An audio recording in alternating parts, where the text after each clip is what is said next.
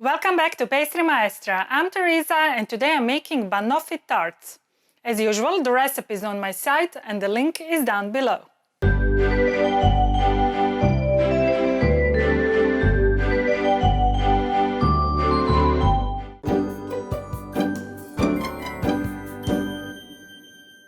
To make short crust pastry, I've placed sifted flour into a large bowl.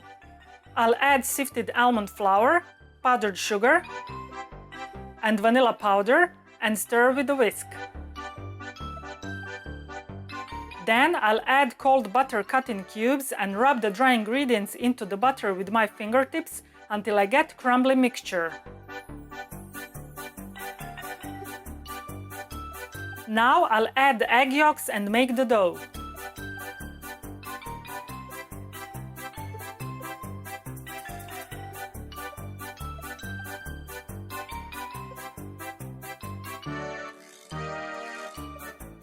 I will wrap it in plastic foil and put in the fridge for about 1 hour. I've placed one piece of parchment paper onto my counter and now I will put 1/2 of the dough onto it. First, I will press it with my fingers to flatten it a bit. Then I'll put another piece of parchment paper onto the dough and press it to stick to it. I will roll out the dough to 3 mm, which is 1/8 of an inch thickness, using my adjustable rolling pin. I'm rolling from the center towards one end, at the same time holding the opposite side of the paper with my hand, so the paper doesn't slide or wrinkle. I will put everything in the freezer for about 20 minutes to chill. I will repeat the procedure with remaining pastry. My pastry is chilled and first I will cut approximately 4 cm, about 1.5 inches wide, and approximately 28 cm, 11 inches long strips for the sides of my tarts using my pizza wheel. I will put the pastry in the fridge. I'm using 7 by 7 cm, which is 3 by 3 inches square perforated tart rings. Now I'll cut out squares for the bottom of my tarts. My squares need to be about 6 mm, which is 1/4 of an inch smaller than the tart rings, so I will trim them using my 6.4 by 6.4 cm, which is 2.5 by 2.5 inches template. First I will line the sides of my tart with pastry strip. Then I'll insert the pastry square into the mold and smooth the interior with my fingers. I will remove the excess pastry from the sides of the tart using a small knife and then put everything in the fridge for about 20 minutes. Before baking, I will dock the bottom of my tarts with a fork. Then I'll bake them at 170 degrees centigrade, which is 340 degrees Fahrenheit, for about 12 to 15 minutes. My tarts are done and now I will brush them with egg wash. I'll put them back in the oven for another 2 minutes and then I will leave them to cool down completely. To make soft caramel, first I need to mix cream and vanilla powder. I will put this mixture in the microwave and bring it to a boil. I'll put sugar and some water into a saucepan. I'll stir with a whisk and put the lid on. When the mixture boils, I'll remove the lid and continue cooking the syrup until it becomes amber in color. At that point, I'll remove the pan from the heat and add cream that I've previously heated in the microwave into the caramel. I have to do it carefully so the steam doesn't burn my hands or face.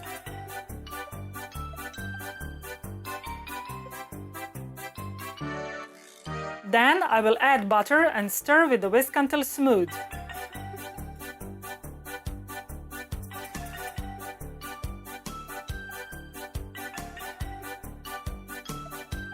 I will pour my caramel into the tart until I cover the bottom and put it in the fridge until the caramel sets. Now I will place some sliced bananas onto the caramel. To make milk chocolate ganache, I've melted my milk chocolate in the microwave on low heat. I will gradually add cream that I've previously heated in the microwave. I'll stir with a whisk until my ganache becomes uniform.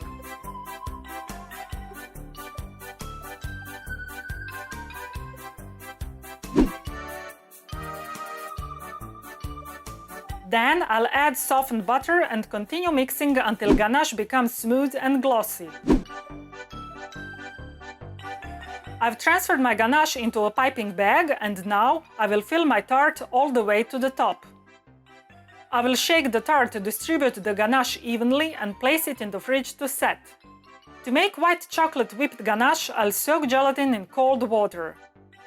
As soon as my gelatin softens, I will take it out and squeeze to get rid of the excess water. I've placed cream into a bowl and now I'll add glucose syrup and vanilla powder. I will heat this mixture in the microwave. Then I'll add soaked gelatin and stir until it melts. I've put white chocolate into a bowl and now I will strain hot cream into the chocolate. I will blend this with immersion blender until the mixture becomes uniform.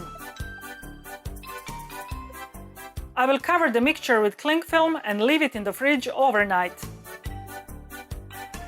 To finish off my white chocolate whipped ganache, I put it into a bowl of a stand mixer fitted with whisk attachment and mix on medium speed until it becomes pipeable, but it should still be smooth. I will pipe some white chocolate whipped ganache onto my tart. Then I will dust it with some cocoa powder and top with dark chocolate shavings. There, my delicious Banoffee Tarts are done. Enjoy! Oh baby, you are so sweet, so delicious and yummy, so good to eat. I wanna lick you, feel your sweetness on my lips. Forever and ever, you'll stay on my hips. I'm Teresa. Thanks for watching my video. I hope you liked it. If you want to stay in touch, follow me on Facebook, Twitter and Instagram, and of course, visit my site where you can find elaborate posts with lots of pictures, additional information and recipes that follow my every video. Also, on my site you can download my free 365 pages ebook, The Pastry Chef, and maybe buy me a macaron. If you think that I've earned it. Now, before you go, please hit the like button and subscribe to my YouTube channel. That really helps a lot. Finally, and this is the most important thing, don't forget to create sweetness every day, because sweetness is happiness. See you in my next video. Bye!